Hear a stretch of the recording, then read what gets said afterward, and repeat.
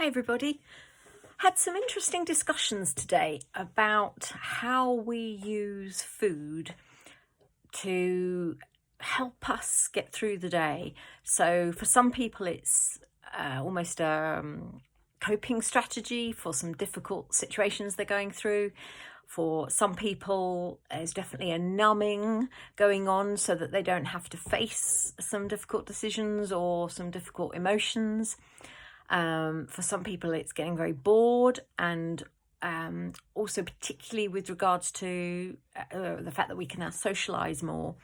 That wanting to food is the wanting to allowing you to join in. For other people, it's some sort of reward for getting through certain situations or difficulties.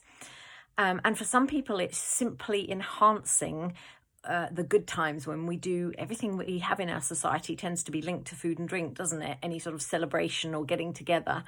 And when we eat and drink at those times, that releases all those feel-good hormones and your reward hormones, so that it then enhances even more those times when we do choose to socialise and eat and drink. So the thing that really struck me about talking with loads of you today is that some of you are sitting with those feelings, like I often recommend you do, rather than fixing them with food and drink, but sitting with the emotion or the feeling. And that then enables you to then decide as an adult what you're going to do with that next.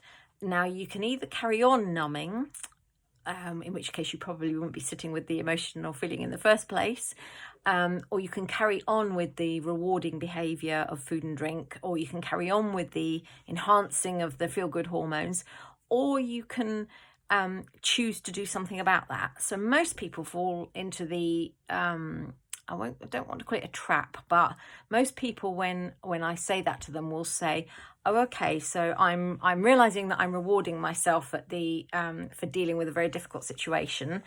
So what I've got to do is reward myself some way else."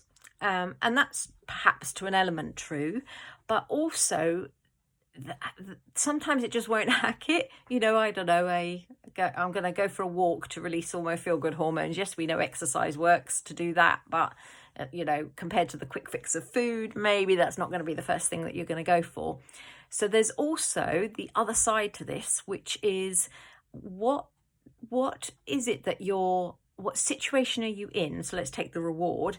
What situation are you in that means that you require a reward, and can you change your life circumstances and your situation so that you no longer need to be rewarded, if that makes sense?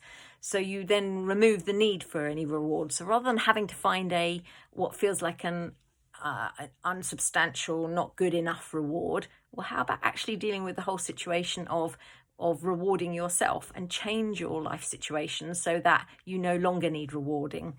And there was one lady in particular who I spoke to today, and she'll know who this is listening to this, who totally got that whole thing. And as we were talking, immediately started to talk about what needs to change about her life.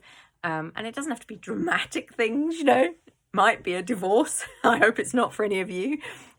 But something has to change about the situation, or no matter how much you do a different reward or numbing or I'm trying to think of other examples, but you get my drift. No matter how much you do that, once you get to goal, then what kicks in is, as I know only too well, is another little voice will kick in going, but you don't need to go and do that exercising now. You can have the food because you're slim now. So it's not dealing with the underlying cause, is my point, I guess. Hope that helps with some of your thinkings today.